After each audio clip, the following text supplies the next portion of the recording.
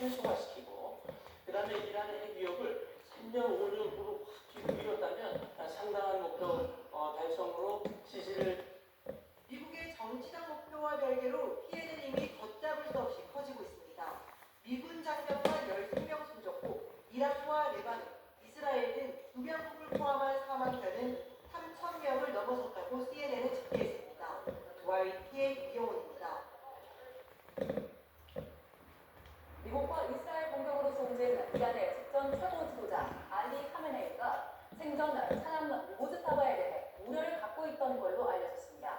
이 CBS 방송은 현지 시간 15일 소식통을 인용해 미 정보기관이 카메네이가 아들이 최고 지도자가 되는 것에 대해 우려하고 있었다는 분석을 트럼프 대통령과 소속 측근에게 전달했다고 보도했습니다.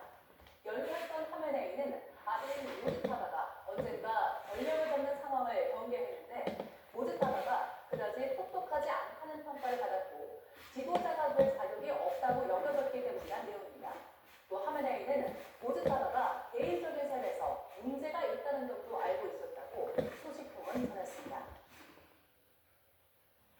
당초 예상보다 전쟁이 길어지면서 미국과 이스라엘의 요격 미사일 제공가 바닥을 드러내고 있습니다. 막간의 방패가 사라지자 미국은 적 기지를 먼저 타격하는 공세적 방어로 승부수를 던졌는데요. 전면전 확산에 대한 우려가 커지고 있습니다. 최민기 기자의 보도입니다. 이란 특급 보름 만에 1년치 요격 미사일을 소진한 미국과 이스라엘. 쏟아지는 이란의 드론과 미사일 공세에 방패 역할을 하는 패트리어트와 사드 미사일 재고는 이미 위험 수위에 도달했습니다. 이스라엘은 요격 미사일이 심각하게 부족하다며 미국의 공식 지원을 요청하고 나선 상황입니다. 동맹국 방어망까지 책임져야 하는 미국의 전략적 부담은 한계점에 이르렀습니다. 이미 한국과 일본 등 인도태평양 지역 전략 물자를 중동으로 돌리고 있지만 가성비를 앞세운 이란의 물량 공세를 막기에 역부족입니다. 결국 미국 국방부는 날아오는 미사일을 맞추는 대신 발사전 기지를 초토화하는 공세적 방어 전략을 본격화하고 있습니다. We've heard them talk about taking various measures, and we're planning for all of them. So we have a plan for every option here. 문제는 이 같은 공세적 전환이 전쟁의 강도를 크게 높인다는 점입니다. 미국이 이란 본토의 핵심 시설을 정밀 타격할 경우 이란 즉시 호르무즈 해역 공세나 저항의 축을 동원한 총반격에 나설 가능성이 큽니다. و در مورد گشودن دیگر جبهه‌های آسیب‌پذیر دشمن فعالسازی آن در صورت استمرار وضع جنگی و بنابر رعایت مصالح صورت خواهد گرفت. 미국은 특히 지하 깊숙이 숨겨진 이란의 핵시설을 제거하고 싶어합니다. 강력한 벙커버스터는 물론 저위력 전술의 카드까지 검토하는 최악의 시나리오를 배제하지 않고 있습니다. 방패가 사라진 자리를 날카로운 창으로 메우려는 미국의 선택이 중동을 넘어 지구촌 전체를 통제불능의 화약고로 만들고 있습니다. YTN 최민기입니다.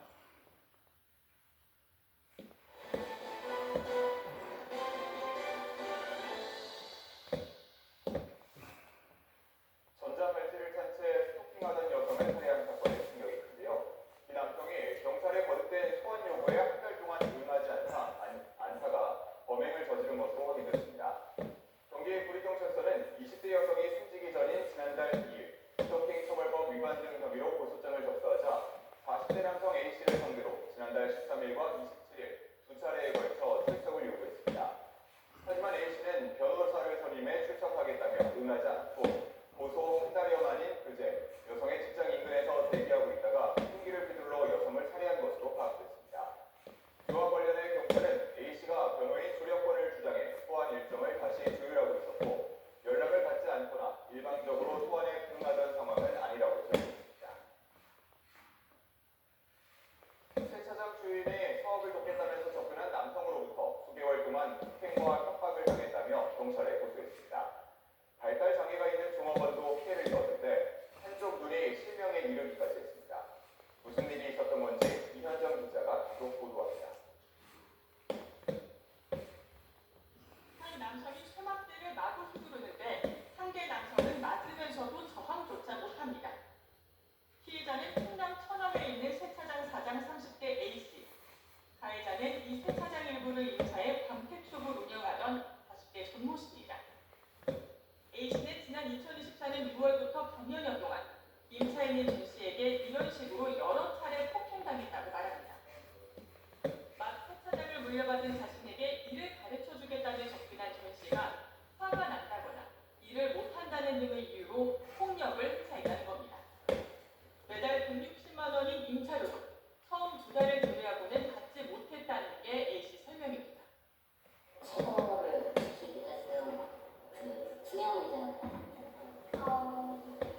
지원을 하게 한다든가 아니면 선별보호를 무조건 있다고 한다든가. 초등학생 수준의 질적 장애가 있는 60대 종업원 B씨도 폭행 피해를 당했습니다. 전 씨 주먹에 맞은 B씨는 이후 오른쪽 눈이 실명됐고 왼쪽 눈도 시력을 완전히 잃을 수 있다는 진단을 받았는지 경찰은 폭행의 영향이 있는 것으로 보고했습니다.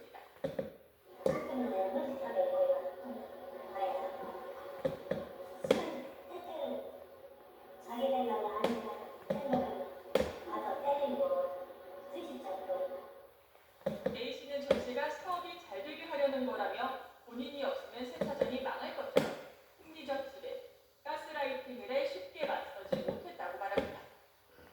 또 세차장에서 있었던 일을 알리면 조직폭력배를 동원해 가족을 살해하겠다고 협박해 신고할 엄두도 못 냈다는 입장입니다.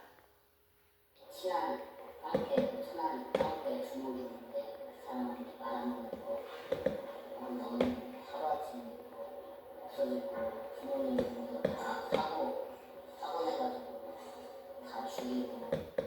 경찰은 특수폭행과 특수상해 등 혐의로 전 씨를 검찰에 넘겼습니다.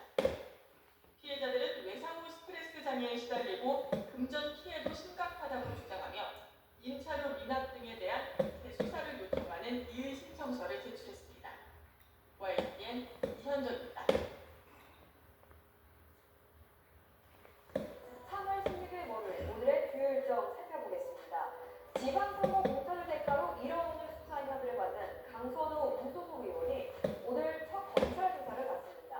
서울중앙지방검찰청 공공수사 2부는 배임 투자와 청탁금지법 위반된 혐의를 받는 강 의원을 소환 조사하는데요. 검찰은 강 의원 조사에서 김전 시형과 진술이 엇갈리는 부분을 집중 확인할 전망입니다. 12.3 비상계엄에 가담한 혐의로 기소된 군 장성들에 대한 민간 재판이 본격 시작되는데요. 서울중앙지방법원은 오늘 오후 2시 내란 주무임무 종사 등 혐의를 받는 박종훈 전 육군 특수전사령관, 문상우 전 국군 정보사령관, 여인영 전 국군 방첩사령관, 이진우 전 육군 수도방위사령관 등에 대한 1차 공판 기일을 진행합니다. 이들은